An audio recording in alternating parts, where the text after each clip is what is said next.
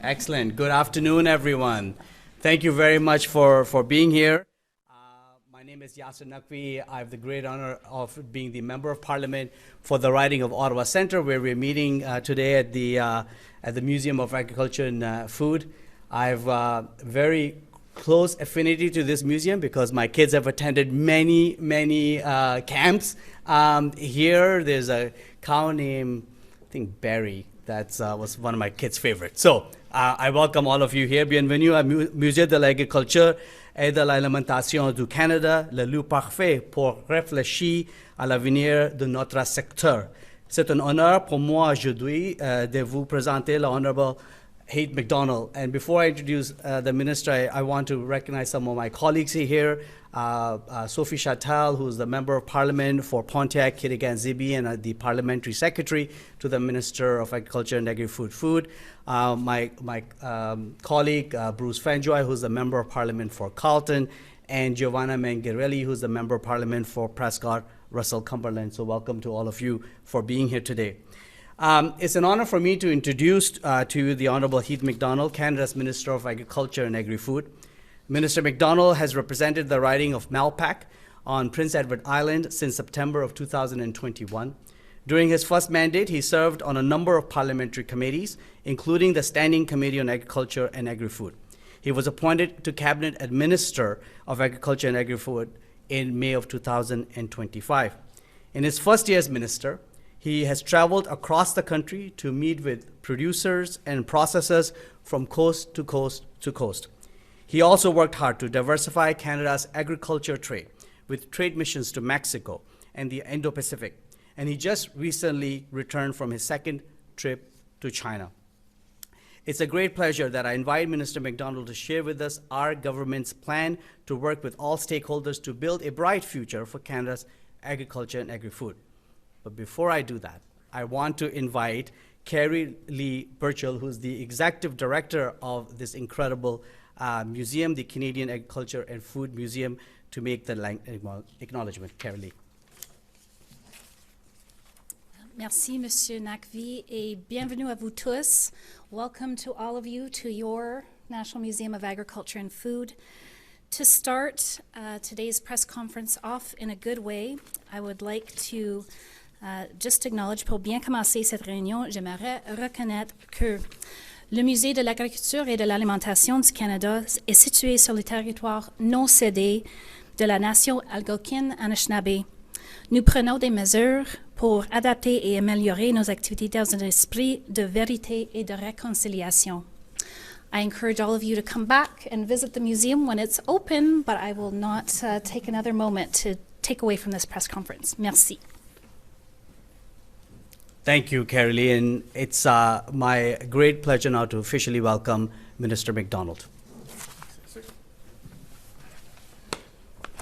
Thanks, Yasir. First time I met Yasir, we were walking up West Block, the steps, and it was back shortly after we were elected. We were being sworn in on the same day at the same time, right?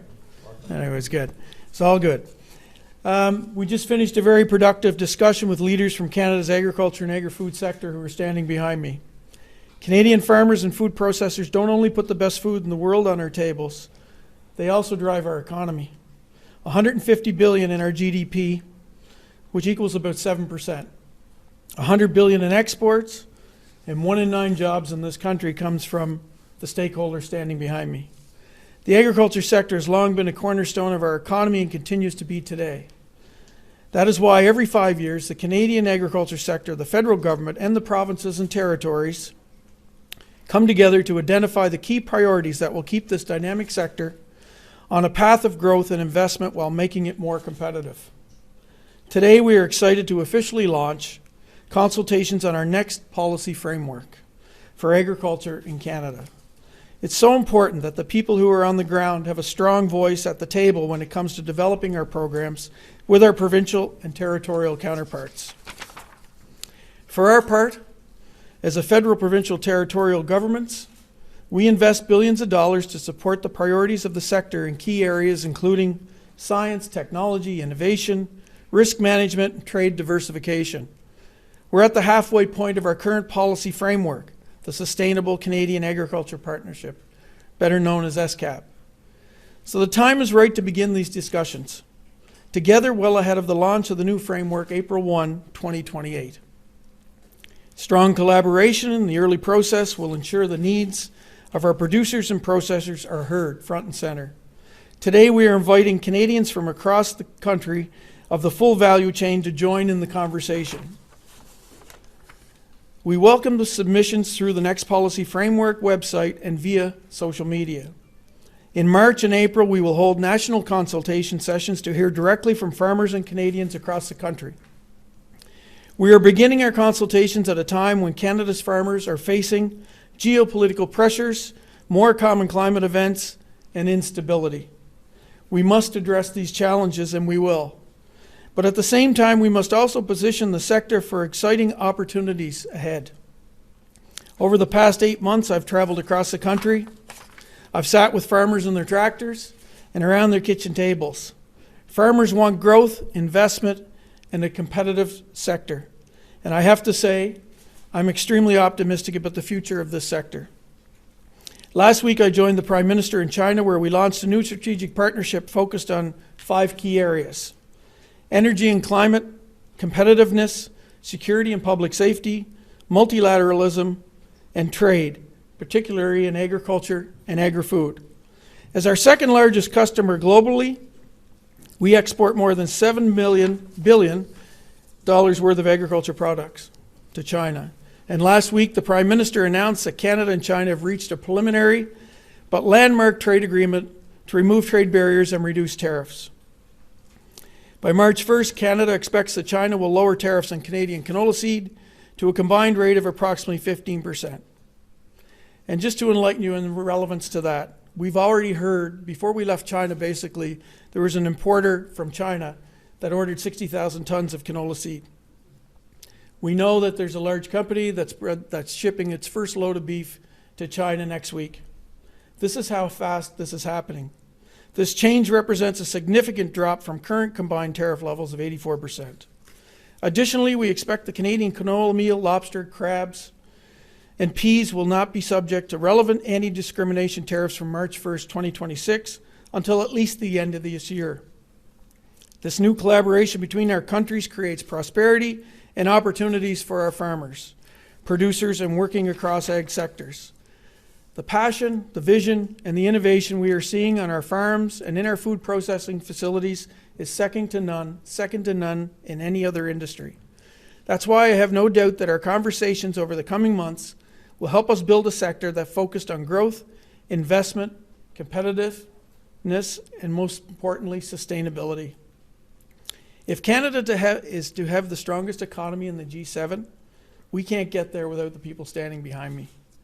I look forward to continuing to engage in important discussions like the one we all had today as we shape the next policy framework and the future of Canadian agriculture. Thank you.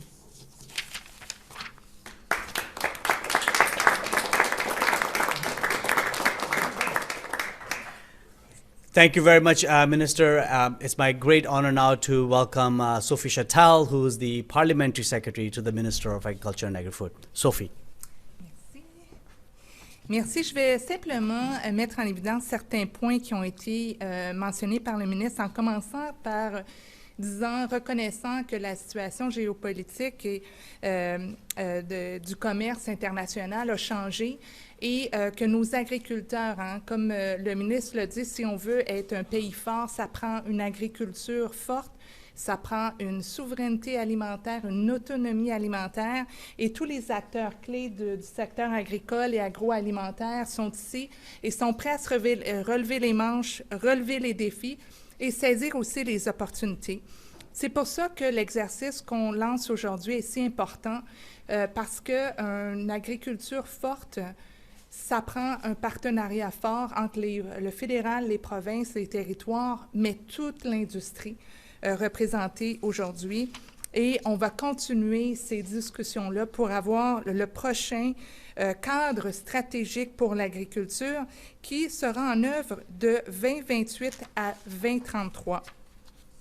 Et ça se fait dans une collaboration rapprochée pour donner une vision à ce secteur et remplir son ambition.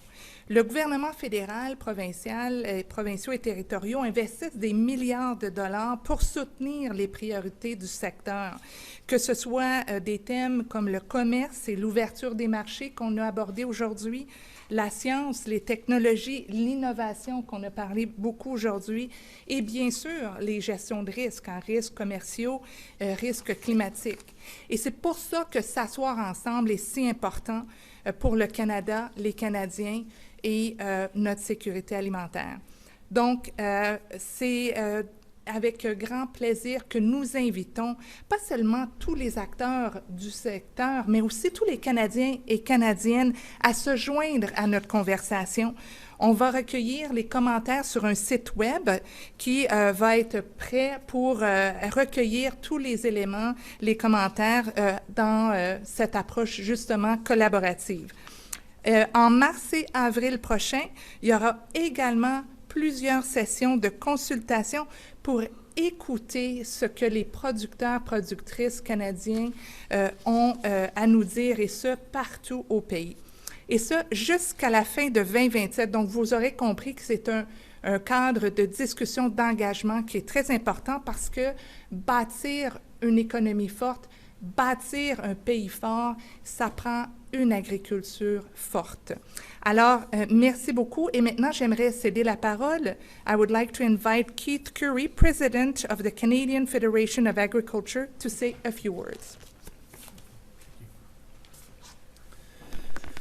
Thank you so much, Parliamentary Secretary Chatel, and to Minister MacDonald and your entire team for this opportunity today, not only to speak to you, but to invite my industry colleagues that are behind me to begin the process of the development of the next policy framework for agriculture, national policy framework for agriculture.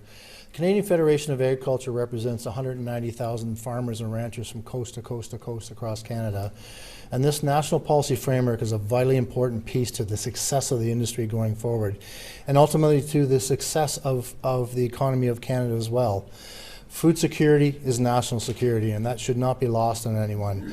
And the work that the Government of Canada has been doing to ensure that is really encouraging to me and my members right across the country to know that we actually are going to have a voice around the table. The important part of developing of any kind of framework is that consultation piece. It started today, but the great thing is it's going to continue in the months ahead right across the country so that all of our stakeholders have that opportunity for input, so that we make sure we have the best policy framework available so that we can take the opportunity to really exercise what the strength of Canadian agriculture is. I can hardly wait to see how that's going to look coming out, because my entire adult life I've been advocating for agriculture, and finally people are listening to what this industry is and how important it is and how economically important it is to the country. So we're excited about the opportunity to come together and form this new policy framework for agriculture in Canada, and I really look forward to working with the Minister and his team going forward. So thanks so much for the time.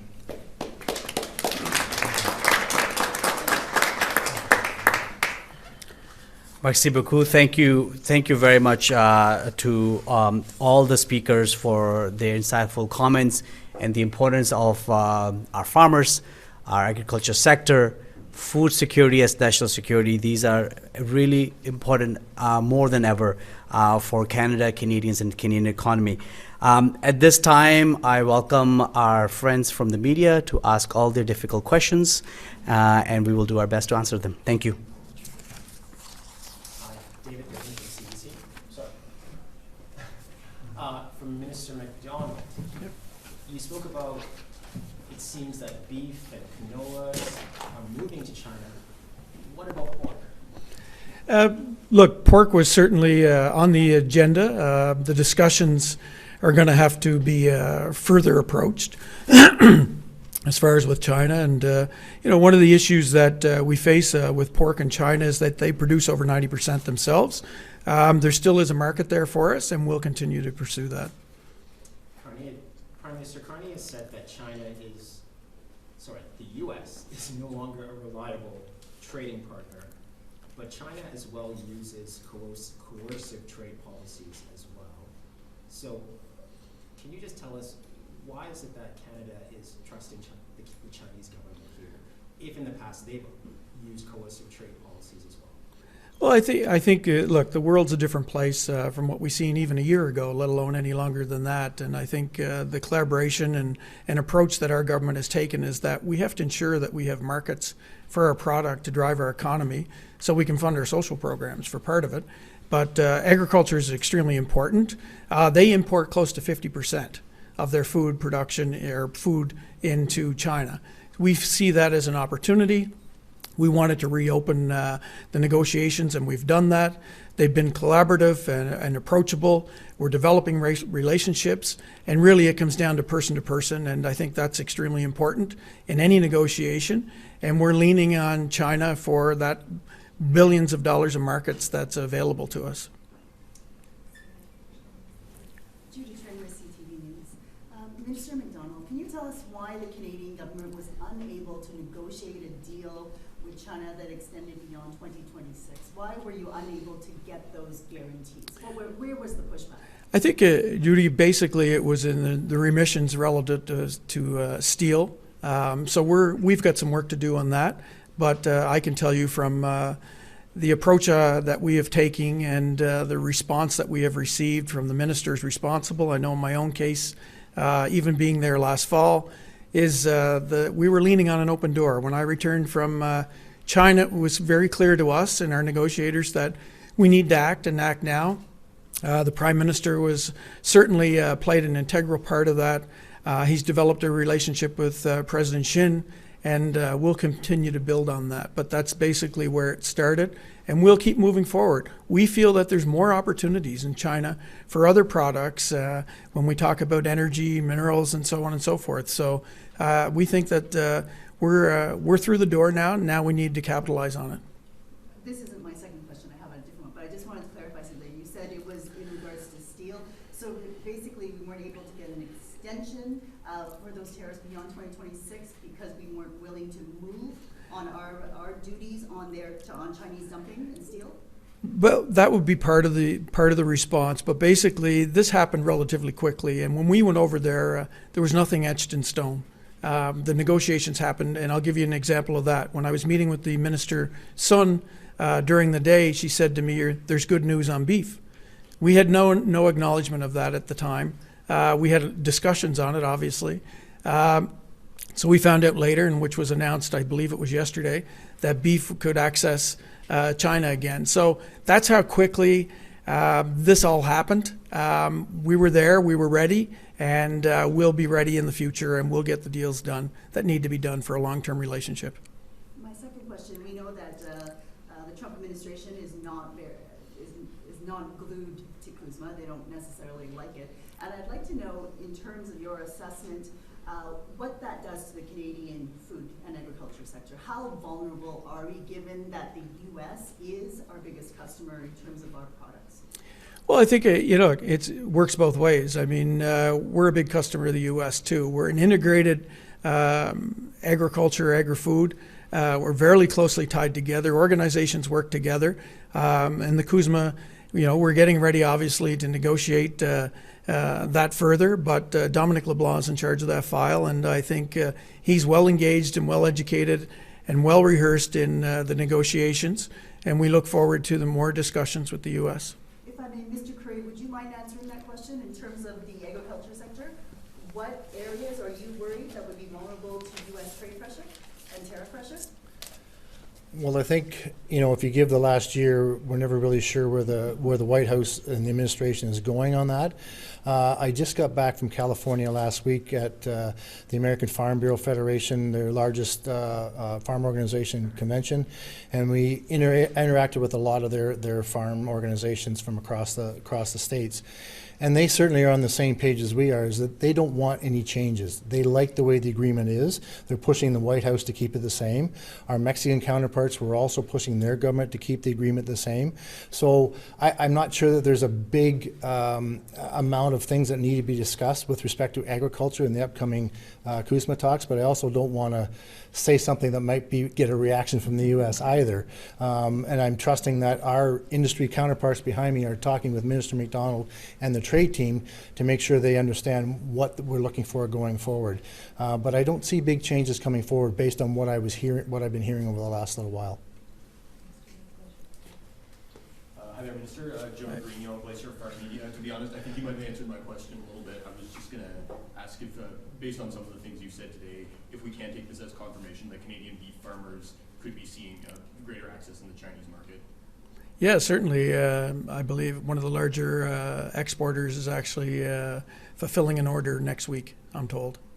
So I think that's how quickly this whole process has taken place.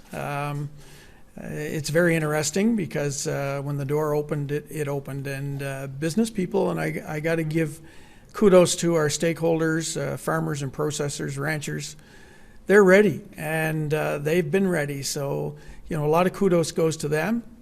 It also goes to, every time we go on a trade mission and deal with export opportunities, they're standing behind us. And that means a lot to me as a minister, but it means a lot to our country and how passionate farming is right now in Canada. So it's moving in the right direction.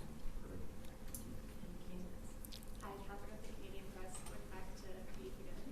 Wondering if you can share how that deal came about and if you have any details of, what might be allowed in terms of volume, and if there will be any safeguard measures put in place? Well, I think we're going right back to, I think it's been locked out since 2021. So we're going right back to the same perimeters that were there in 2021. And it's also, an additive of, there's other things that we're talking about that have been approved, like pet food, which is a big opportunity for Canada, believe it or not. And also we've accessed that market in Mexico as well with pet food. So beef is basically going back to the original form it was in 2021. And then we'll continue the conversations to increase, the demand, depending on the market demand and the capacity that we have here in Canada. I think that's important to remember too. So we can't be everything to everybody, but we certainly, having an additional markets allows us to be not dependent on certain countries, and diversification is going to be extremely important going forward. And you touched on this a little bit, but I'm wondering if you can share the number of shipments of canola that Chinese importers have already bought from Canada since last week, if you have them, and if you expect that this will motivate farmers to continue this work. Well, I know I'm not 100% sure, and maybe our canola guys behind me might have that answer if they do. But I know there was a 60,000 ton order placed, I believe, either the day we were leaving or the day before, as soon as the agreement was signed and it became public. So we're looking forward to it. And the canola farmers, they've been patient. Obviously, a lot of uncertainty. But you know what? The consultation and the professionalism that they've showed us as government officials has been second to none, and we certainly appreciate that. And the two organizations that are here representing them today, extremely important to us, and the lines of communication are always open. And in fact, they were with us in China at the end of the week. Minister, do you mind just clarifying your comment on steel? What's happening in the space of steel that's preventing further progress? It's not really further progress. It's part of, it's a trade negotiations back and forth, and the intermission on, or remission, I should say, on steel and aluminum that we need to further identify the situation with China and the federal Canadian government to ensure that we're meeting their demands and they're meeting our demands. And then we just have time for one more question. We're good? Thank you all for coming, and thank this group behind me. Appreciate it.